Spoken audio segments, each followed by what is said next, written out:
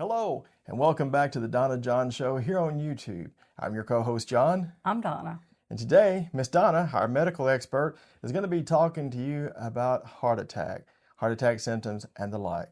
With no further ado, let's jump right in. Miss Donna. Thank you, John. I appreciate you calling me a medical expert, although I'm not. You're my medical expert. I was a nurse, an RN for 33 years, a registered nurse. I retired, and 3 months later, I went back and worked 2 more years because I was so bored. I thought I was sick of nursing, but apparently I missed it, so I went back. Worked 2 more years, and I am retired now. I worked at a small hospital that we didn't have cardiology, we didn't have ortho, we didn't have all the big stuff, but we could x-ray you, we could diagnose you, we could transfer you. And that's what we did when a very close person that I know had a heart attack. So as a nurse, I can't give you medical advice. I can just tell you about some of my experiences as a nurse. My oldest daughter is a nurse practitioner. I can tell you about some of hers. She calls me every day after work and tells me a little story about what happened at work, and we either get a good laugh or a good cry out of it. So what is a heart attack? A heart attack is caused by a buildup of plaque. Over the years, we build up plaque in our vessels, including our heart vessels. And when a heart attack happens, what usually happens is a piece of that plaque breaks off, and your body, trying to defend itself, will make a clot there. Well, the clot then blocks off the blood supply to the heart and gives you the symptoms that you have. The chest pain, the pressure, the trouble breathing, shortness of breath, the cold sweats, nausea, vomiting, all those typical things that you think of when you think of a heart attack. However, there's what they call a silent heart attack, where you might still have some of those symptoms, but you just ignore it and you brush it off as maybe indigestion, and you just go on about your day. In the meantime, the plaques are building and the vessels are contracting, and you're gonna eventually probably have a heart attack. So the fatty deposits called plaque build up, break off, and a blood clot forms. And that will stop the circulation to the heart. Is actually a muscle. The heart is about the size of your fist. It's a muscle that contracts, expands, contracts, and expands. It pumps the heart. It pumps the blood to all your vessels in your body. Your typical symptoms of a heart attack are, as I said, the chest pressure and the tightness.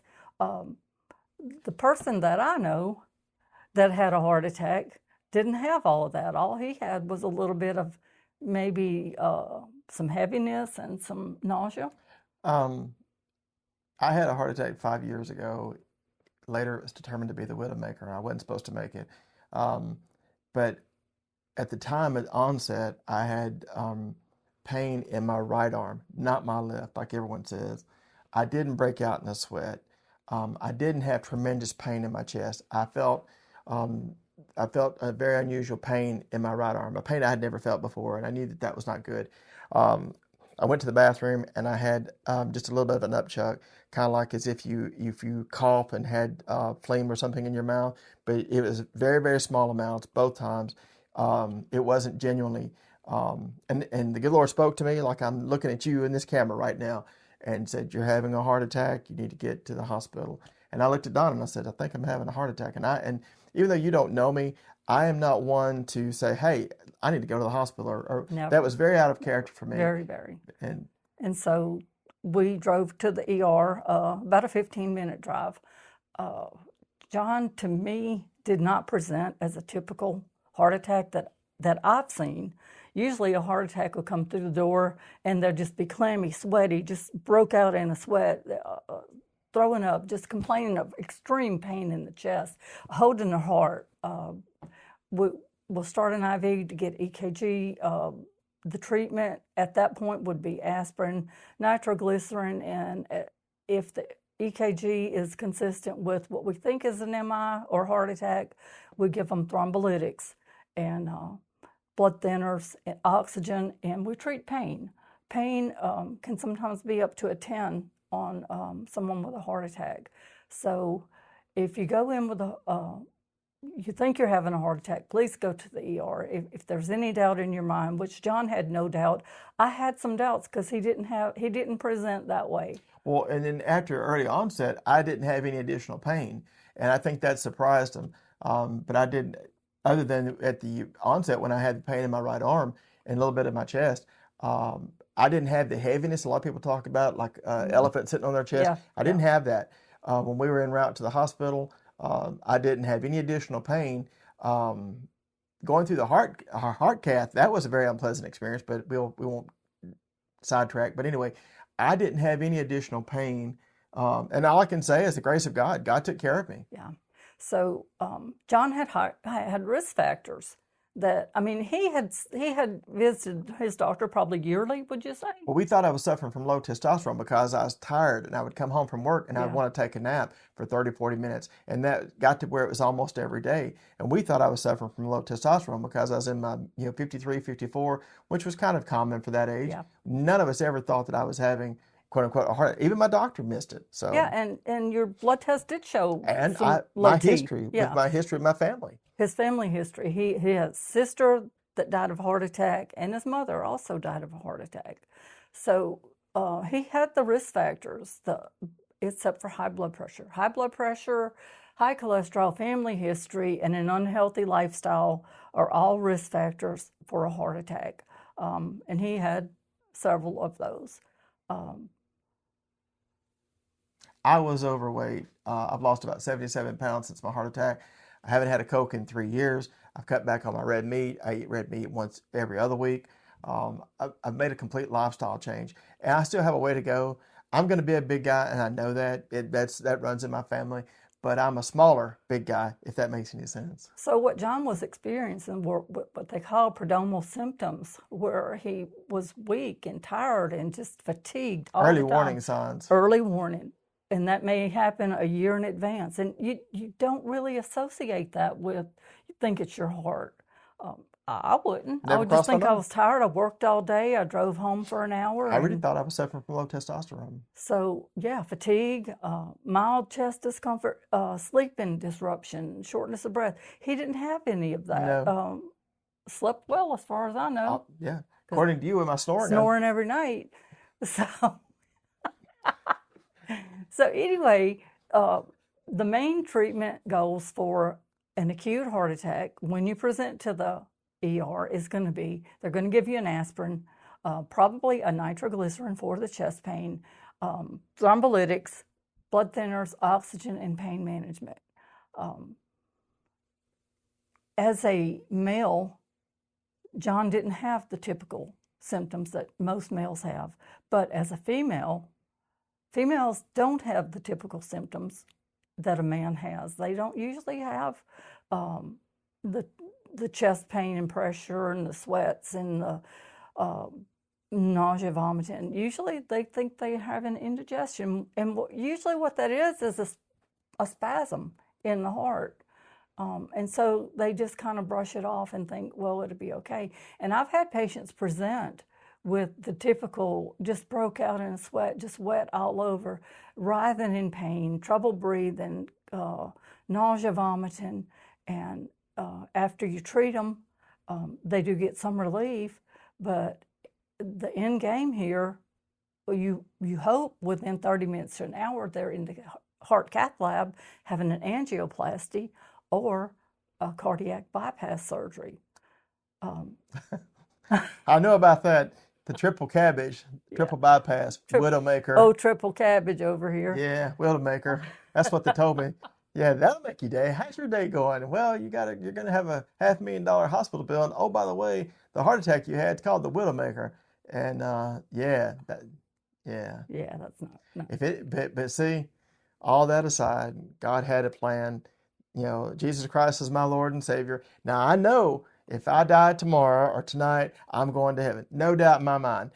I just wasn't wanting to catch the bus today or that day. Makes sense. Makes perfect sense. I didn't want you to catch that bus either. All jokes aside, my anxiety was high. I wasn't scared or I wasn't afraid, but I was anxious. I won't lie about that. I really thought I was just going to kill over. But again, as I said a minute ago, from the time after the early onset, I did not have any more pain.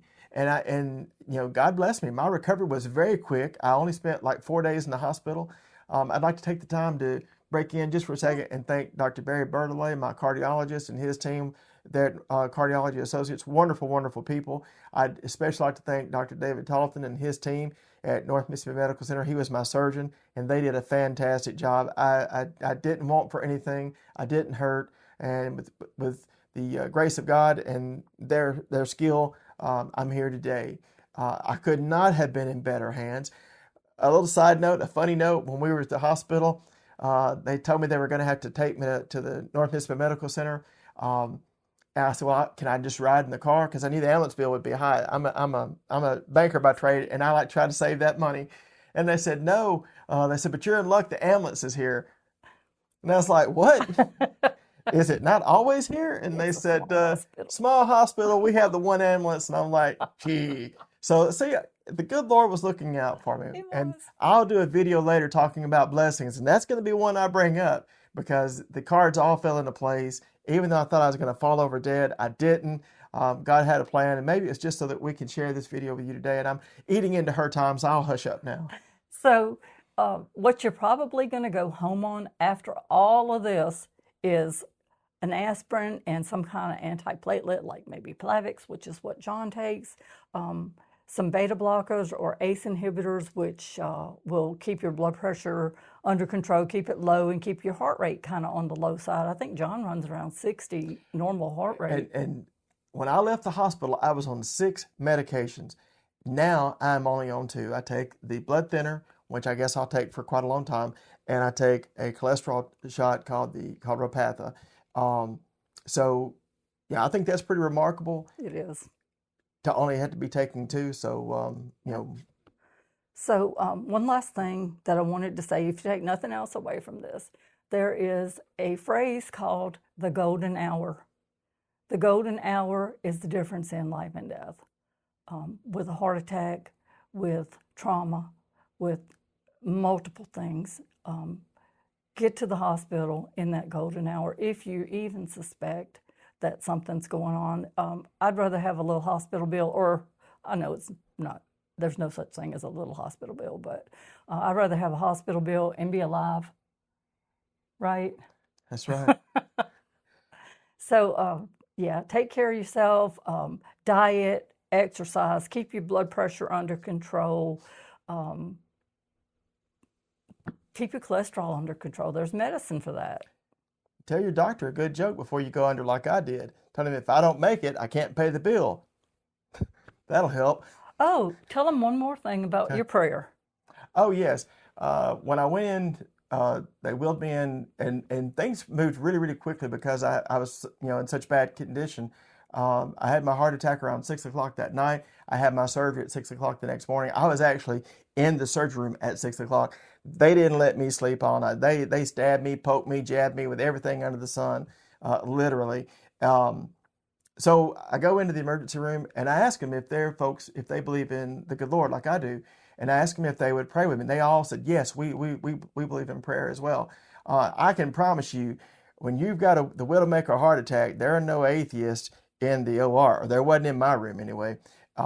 So I started saying the Lord's Prayer, and I went to sleep somewhere during it. And when I woke up, I was still saying the Lord's Prayer, and I was at the part where forgive us of our trespasses, and we forgive those who trespass against us. So I love it. Yeah. Thank you, Lord, for letting me wake up. It was exciting. Maybe we should do a second video talking about some of the unpleasantness. But all in all, I have a nice little souvenir right here, and I've got a little card from whenever I travel on the airplane. I have basically a titanium steel bicycle chain in my chest, and I'm just glad to be able to be here with you today. This is something I've wanted to do. Thank you, Donna, for doing such a great job with your education here. I made a commitment to the good Lord that we would do this, and it's all coming to fruition. And it's all because of thanks to people like Donna, my advocate, and thanks to people like you, the viewers and subscribers. So I don't. Do you have anything else you want to add to it? No. I don't have anything either. We may do a follow-up video about this particular topic because it is a lot to cover, It's a lot. and maybe talk about it from my perspective. That way, if you do have a heart attack, or if you wonder what all goes into it, I'll try to share with you maybe as much as I can remember, and maybe Donna might think of something else you may want to add to it about my recovery. And I will say this: I knew that I had a big road ahead of me, but it went a lot better than I thought. And so again, we were anxious, but it's going to be okay. We're good. All right. So much I want to say, but the video's Yeah. already long enough. Yeah. So thank you for tuning in today to the Donna John Show here on YouTube. Viewers like you make this possible. Please like and subscribe and share this video with your friends and family. Hopefully it will save someone's life. Again, this is just for educational purposes. You should seek the medical advice of your doctor, emergency room, hospital, what have you. Or marry yourself a good nurse. Till next time, I'm John. I'm Donna. And this has been the Donna John Show here on YouTube.